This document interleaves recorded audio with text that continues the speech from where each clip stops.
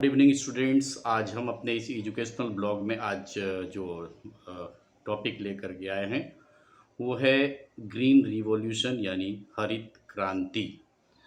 तो हरित क्रांति की शुरुआत जो है वो जैसा अभी आप सभी जानते हैं कि भारत में भी कब हुआ, लेकिन कैसे इसकी शुरुआत हुई, कैसे इसकी नींव पड़ी, कैसे लोगों के अंदर इस सोच पैदा हुई, मैं आपको इस ब्लॉग में आपको उसी पर प्रकाश डालूंगा। तो ये जो हरित क्रांति जो हुई इसके पीछे एक जो सोच थी वो सेकेंड वर्ल्ड वार, जब हमारा विश्व में द्वितीय विश्व युद्ध चल रहा था, उसी के दौरान इसकी सोच जो है लोगों के बीच में आ गई थी कि जो डेवलपिंग कंट्रीज हैं, जो विकसित विकासशील देश हैं, उनके यहाँ जो खाद्यान्न की समस्या है, जो फूड से रिलेटेड प्रॉब्लम है, उसको कैसे सॉर्ट आउट किया जाए, कैसे दूर किया जाए, कैसे उसको ठीक किया जाए। तो इसके लिए सेकेंड वर्ल्ड वार जब चल रहा था उस वक्त, और सेकेंड वर्ल्ड वार के दौरान भी और उसके बाद भी लोगों ने इस पर सोचना शुरू किया था। और उसमें जो सबसे जो अहम भूमिका निभा रही थी, एक फाउंडेशन थी, एक संस्था थी जिसका नाम था रॉकीफेलर फाउंडेशन। और ये काफ़ी तेज़ी से इस दिशा में काम कर रही थी कि किसी भी तरीके से जो डेवलपिंग कंट्रीज़ है उनके यहाँ जो खाद्यान्न की समस्या है उसको कैसे फुलफ़िल किया जाए, कैसे जल्द से जल्द उस पर मतलब नियंत्रण किया जाए, जो समस्या है उसको दूर किया जाए, और लोगों की समस्याओं को दूर करने के बाद लोगों को भरपेट भोजन जो है वो दिया जाए। साथ ही साथ इंश्योर किया जाए कि वो जो भोजन है वो काफ़ी दिनों तक उनके पास एक बफर स्टॉक भी रहे। ठीक है, तो इसलिए इस जो संस्था है जिसका नाम था रॉकी फेलर फाउंडेशन, इसके योगदान को नहीं भुलाया जा सकता ग्रीन रिवॉल्यूशंस के लिए। तो इसने क्या किया था कि जो सेलेक्टिव ब्रीड होती है, यानी अर्थात जो चुनिंदा फसल जो जिसको हम चाहते हैं कि वो हमारे फसल हमारे पास वो रहे, तो उन चुनिंदा ब्रीड के जो हाई न्यूट्रिशनल वैल्यू के साथ होते थे, साथ ही साथ अधिक से अधिक वो उत्पादन देते थे, ज़्यादा यील्ड होता था, ज़्यादा ज़्यादा पैदावार होती थी। तो वैसे ब्रीड को उपजाने की जो कोशिशें हैं वो की जाने लगी, और रॉकी फेलर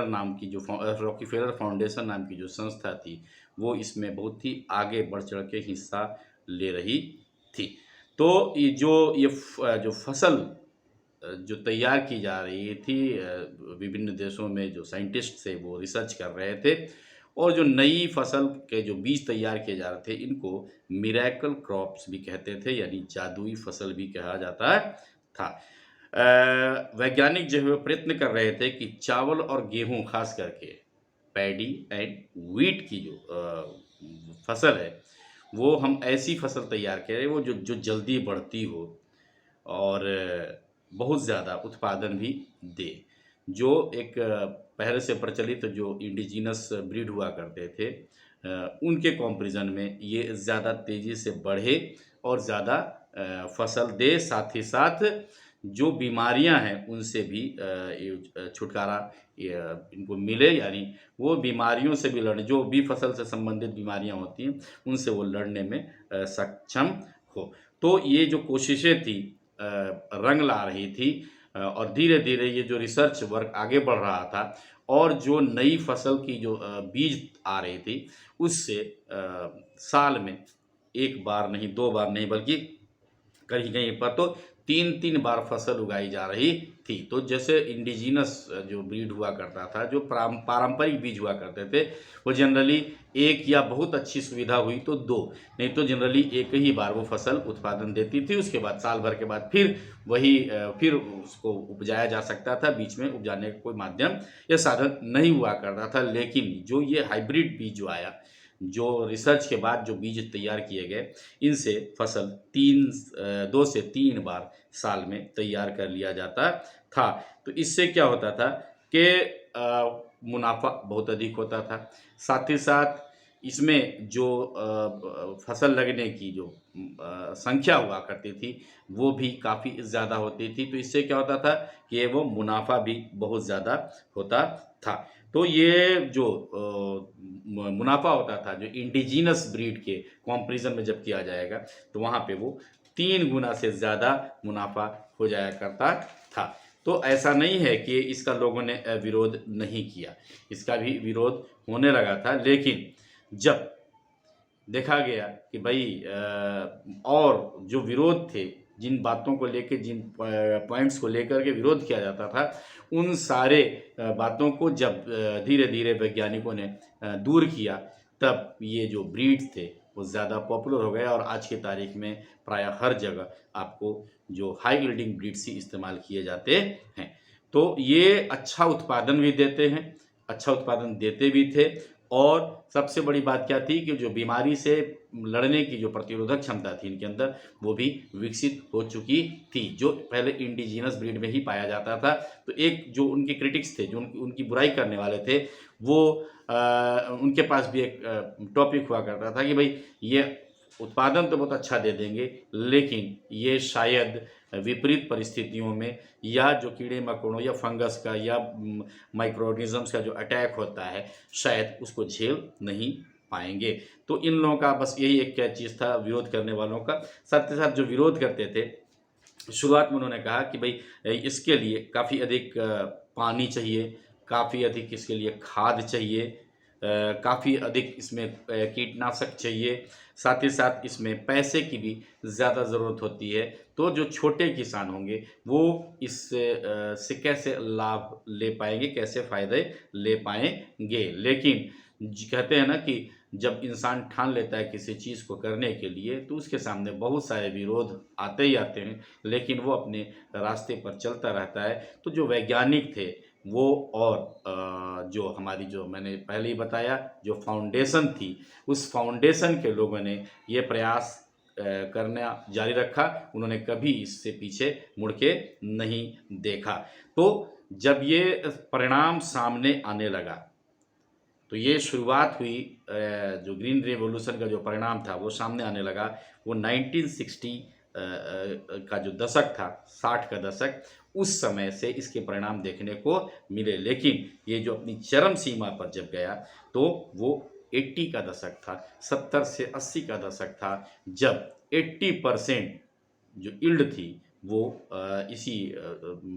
हाइब्रिड जो बीज थे उनसे ही की जा रही थी, और मुनाफा 2 से 3 गुना किया जा रहा था। तो इस फाउंडेशन ने, जिसका नाम है रॉकी फेलर फाउंडेशन, इसने 1960 में इस जो उन्नत बीज था इसको इंट्रोड्यूस किया मैक्सिको, भारत में, फिलीपींस में, इंडोनेशिया में, बांग्लादेश में और मिस्र जैसे देशों में। यहाँ पर इन्होंने क्या किया, जो उन्नत बीज थी, जो पैदा की गई बीज थी, ठीक है, जिससे 3 गुना फसल उगाई जा सकती थी, लंबी फसल, और बीमारियों से जो रेजिस्टेंस जिसके अंदर पैदा हो चुका था वैसी फसल, और कम पानी में उगने वाली ये जो फसलें थी, इसके जो बीज थे वो इंट्रोड्यूस किए गए इन सब देशों में। और उसके बाद 1960 से 70 का जो दशक था, इसमें मैंने आपको जैसे पहले बताया, उसमें उत्पादन में अभूतपूर्व उछाल देखने को मिला था। लेकिन जो सबसे बड़ा उछाल देखने को मिला वो 1980 के दशक में, और यहाँ पर जो 80% जो प्रोडक्शन था वो बढ़ चुका था। और बहुत सारे देश, जिसमें हमारा देश भारत भी शामिल है, बहुत सारे ऐसे देश जो किसी ज़माने में किसी विकसित देश पर निर्भर रहा करते थे अपने खाद्यान्न की समस्या को दूर करने के लिए, खाद्यान्न से जुड़ी हुई समस्याओं को दूर करने के लिए, वो अब वैसे देश न सिर्फ अपने पूरे आबादी के लिए खाद्यान्न पैदा कर रहे थे, बल्कि बफर स्टॉक भी रख रहे थे। यानी अगर उस देश में 2 से 3 साल तक अगर फैमिन की स्थिति बनी रहे, अकाल की स्थिति बनी रहे, बारिश ना हो, तो भी वो देश अपने देश के लोगों को 2 से 3 साल तक खाना आराम से खिला सकता था। तो ये था जो हरित क्रांति, ग्रीन रिवॉल्यूशन का की हिस्ट्री, कि कैसे इसकी शुरुआत हुई और फिर अलग अलग देशों में अलग अलग लोगों का एक कंट्रीब्यूशन रहा है इसको बढ़ाने में, भारत में भी,